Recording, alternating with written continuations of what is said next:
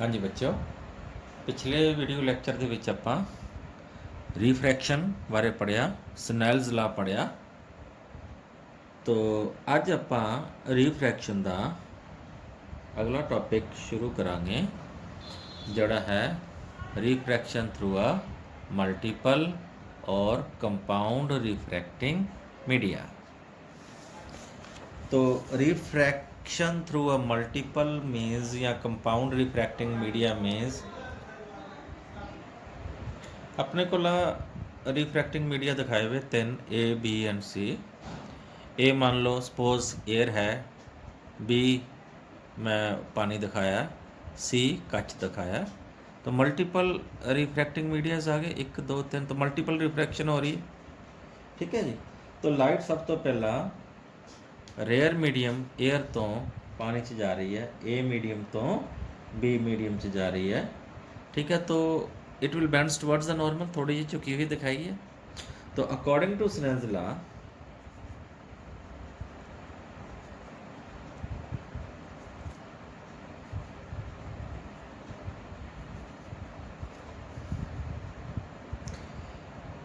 तो refractive index of B with respect to A, थानू मैं दस्या सी लाइट जिस मीडियम च जा रही है ਉਹਦਾ रिफ्रैक्टिव इंडेक्स डिवाइडेड बाय या विद रिस्पैक्ट टू जिथों आ रही है, ए तो आ रही है, बी च जा रही है। तो refractive index of B with respect to A ये हुंदा sine of angle of incidence I upon sine of angle of refraction है R1। आ एंगल रिफ्रैक्शन R1 है, एंगल इंसीडेंस आई है। इसनू देने इक्वेशन नंबर 1। हाँ now refraction at second interface, second interface ਦੇ ਵਿੱਚ light ਜਾ ਰਹੀ ਹੈ ਪਾਣੀ ਤੋਂ ਗਲਾਸ, ਫਿਰ ਇਹ ਰੇਅਰ ਮੀਡੀਅਮ ਤੋਂ ਡੈਂਸਰ ਮੀਡੀਅਮ 'ਚ ਜਾ ਰਹੀ ਹੈ, ਫਿਰ ਇਹ ਨਾਰਮਲ ਵਾਲ ਬੈਂਡ ਕਰ ਜਾਏਗੀ, ਥੋੜੀ ਜੀ ਬੈਂਡ ਕਰਦੀ ਹੋਈ ਦਿਖਾਈ ਵੀ ਹੈ। ਦੈਨ ਫਿਰ ਸਨੈਲਜ਼ ਲਾ ਲਗਾਵਾਂਗੇ refractive index of C with respect to P, ਕਿਉਂਕਿ ਹੁਣ ਲਾਈਟ ਕਿਹਦੇ 'ਚ ਜਾ ਰਹੀ ਹੈ, ਸੀ ਮੀਡੀਅਮ 'ਚ ਜਾ ਰਹੀ ਹੈ। ਕਿੱਥੋਂ ਆ ਰਹੀ ਹੈ, ਬੀ ਮੀਡੀਅਮ ਤੋਂ ਆ ਰਹੀ ਹੈ। तो that will be is equal to sine angle of incidence. हुण एंगल ऑफ इंसीडेंस R1 होएगा, तो एंगल ऑफ रिफ्रैक्शन की होएगा इत्थे R2, sine of R1 upon sine of R2। तुहाडे वास्ते दस दिए क्योंकि आ दोनों एंगल्स बराबर किवें हो गए, क्योंकि ये नॉर्मल है, आ भी नॉर्मल है, ये दोनों पैरल लाइनां हो जाएंगियां। तो आ लाइन उसनूं कटदी है, कोरसपॉन्डिंग एंगल्स हो गए। आ एंगल तो इस एंगल के बराबर हो जाएगा, जे आ R1 है तो आ भी R1 हो जाएगा। ठीक है जी, तो ये मैथड याद रखियो। तो उस तो बाद लाइट किधर जा रही है, हुण सी तो वापस फिर किहड़े मीडियम च जा रही है, वापस ए च जा रही है, बैक टू एयर। तो हुण की लिखांगे रिफ्रैक्टिव इंडेक्स जिस मीडियम च जा रही है ए, जिस मीडियम तो आ रही है दैट इज सी, ए च जा रही है सी। हुण now bands away from the normal. ठीक है, थोड़ी जी मैं इत्थे गलती कर बैठा है, ये थोड़ा जिहा ज़्यादा दिखाना सी, ये bands away from the normal, इस डायरैक्शन च जांदा होई दिखाना। ठीक है, आ एंगल ऑफ इंसीडेंस होएगा लगभग इहदे ते इहदे एंगल, ये दोनों रेस पैरल होणगियां, मीनस OA ते CD रेस क्या होणगियां, पैरल होणियां चाहिए। तो इनू मैं लिखांगा sine of angle of incidence इत्थे होएगा R2, जिवें आ दो एंगल्स बराबर सी, आ R2 है तो आ भी R2 बराबर होएगा, sine of R2 upon sine of angle of incidence. आ वाला इनू कहंदे आ इंसीडेंट एंगल, इसनू कहंदे आ इमरजेंट एंगल। ये दोनों एंगल की हुंदे ने बराबर। That is equation number 3। Multiplying all 3 equation,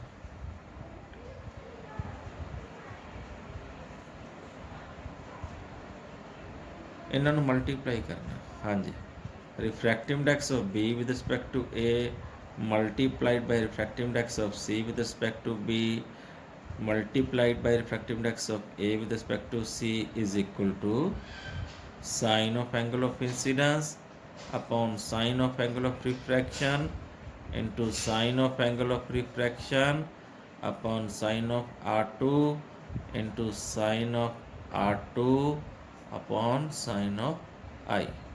आ ਇਹਦੇ ਨਾਲ ਕੱਟਿਆ ਗਿਆ, ਆ ਇਹਦੇ ਨਾਲ ਕੱਟਿਆ ਗਿਆ, ਆ ਇਹਦੇ ਨਾਲ ਕੱਟਿਆ ਗਿਆ, ਕੱਟ ਕੇ ਕੀ ਆ ਗਿਆ ਸਾਡੇ ਕੋਲ 1, मीन्स इन्होंने तीनों रिफ्रैक्टिव इंडेक्स की मल्टीप्लीकेशन 1 आ गई। तो मैं लिख सकता पहले दो रिफ्रैक्टिव इंडेक्स है, refractive index of B with respect to A into refractive index of C with respect to B is equal to 1 upon of refractive index of A with respect to C. तो जो भी है refractive index of A with respect to C, इसमें आप लिख सकते हैं refractive index of A upon refractive index of C. तो ये 1 अपॉन ए है, ये उल्टा हो जाएगा refractive index of C with respect to A, क्योंकि ये जो C with respect to A लिखना है तो refractive index of C upon refractive index of A एक दूसरे के इनवर्स हो गए, राइट। ओके, तो मैं फाइनली क्या लिख सकता कि refractive index of B with respect to A into refractive index of C with respect to B is equal to refractive index of C with respect to A. ठीक है, multiple reflection दे विच I can prove B दा refractive index with respect to A into C दा refractive index with respect to B, इन्हां दी multiply करदे हो तो we got refractive index of C with respect to A. This is all about the refraction through multiple refracting media. Okay, तो ये next topic है अपने को, that is real and apparent depth. Real and apparent depth of a tank. हुण आ तुहाडे कोल मैं डायग्राम बनाई भी ऑलरेडी, आ टैंक है, स्विमिंग पूल ले सकते हो या कोई भी टप वगैरह ले लिया। आह वो ऑब्जेक्ट है सबमर्ज्ड इनटू द वाटर, पानी दे विच डुबी हुई। ओके, ऊपर की है एयर है। तो I can right when light goes from, देखो पहला ओ तो सीधी लाइट जा रही है टुवर्ड्स ए, इत्थे एंगल ऑफ इंसीडेंस जीरो हो जाता है। जो एंगल ऑफ इंसीडेंस जीरो है तो एंगल ऑफ रिफ्रैक्शन भी जीरो है, तो लाइट बिना बेंड किते सीधी लंघ जाएगी, ओ तो ए तो ए डैश। लेकिन जो लाइट थोड़ी टेढ़ी जा रही है, ओ तो बी जा रही है, then this is angle of incidence, आ वाला O B N dash, N dash क्या है साढ़े कोल नॉर्मल। हुण लाइट मूव कर रही है बच्चों, ध्यान दिओ, डेंसर मीडियम टू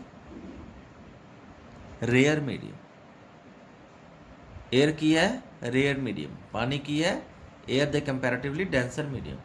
जो डेंसर तो रेयर च जाती है, आप पढ़िया light bends away from the normal, सीधी जाने की बजाय लाइट ने सीधा जाना सी ना, तो नॉर्मल तो परे ਨੂੰ चुक जाएगी, लाइट इधर ਨੂੰ चली जाएगी। बट जे असी इत्थे देखांगे अख नाल देखांगे, लाइट सानू बैंड हुई नहीं बल्कि इत्थों सीधी आती हुई नज़र आएगी। मतलब आ ऑब्जेक्ट की इमेज बन गई आई ते, वर्चुअल इमेज बन गई। तो जिहड़ा साडा तल है, दिस इज बॉटम, तल है सानू इत्थे ना नज़र आके इत्थे नज़र आएगा साइड तो देखने ते। जे उत्तों देखांगे बिल्कुल अपनी सही पोजीशन ते नज़र आएगा, क्योंकि बैंड हुई नज़र नहीं आती।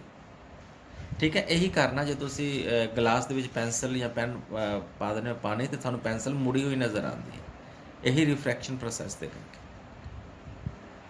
ठीक है, तो लाइट या इत्थे कॉइन रख दोगे, सिक्का रख दोगे, वो थानू उठिया होया आई ते नज़र आया। ठीक है जी, नौ हम यदि डेरिवेशन भी करते हैं। Real depth and apparent depth आपस की रिलेशन है। Real depth is, what is real depth? थोड़े सामने दिखाया x is the real depth. हाँ, आ बॉटम दी टॉप तो बॉटम दी एक्चुअल डूंगाई, real depth. What is apparent depth?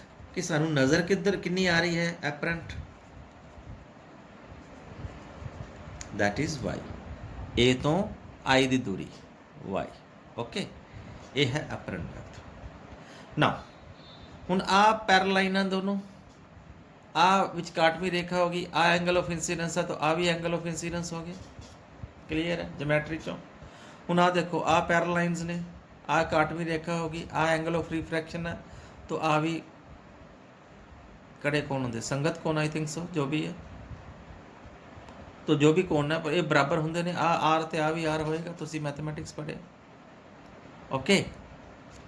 तो आ एंगल भी बराबर आ एंगल भी बराबर आ। Now look in this right angle triangle, in right angled triangle केड़ा O A B, O A B, इस राइट एंगल ट्रायंगल च बच्चों I can write sine of I, इस triangle sine of I is perpendicular upon hypotenuse.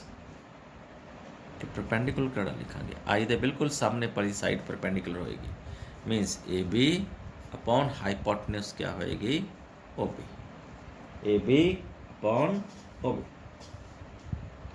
Similarly in triangle I A B, आ वाला triangle छोटे वाला, इत्थे आपां लिखांगे sine of R, sine of R क्या होएगा, same perpendicular upon hypotenuse, A B upon I B. Now dividing these two,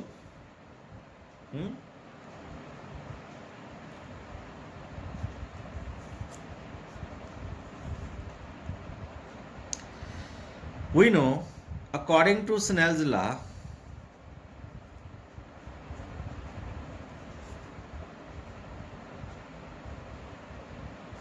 ਕੀ ਹੁੰਦਾ ਹੈ, ਲਾਈਟ ਕਿੱਧਰੋਂ ਜਾ ਰਹੀ ਹੈ, 에ਅਰ 'ਚ ਜਾ ਰਹੀ ਹੈ, ਕਿੱਥੋਂ ਆ ਰਹੀ ਹੈ, ਵਾਟਰ 'ਚ। Refractive index of water with respect to refractive index of air with respect to water क्या होएगा, sine of I, angle of incidence है I upon sine of R. तो साइन आई तो साइन आर की value इतने put कर दो, sine I की वैल्यू है A B upon O B, तो साइन आर की वैल्यू है A B upon I B. A B ना ए बी कटिया गया, ये थलड़ा ऊपर चला जाएगा, means I B upon O B. Now when the angles are small,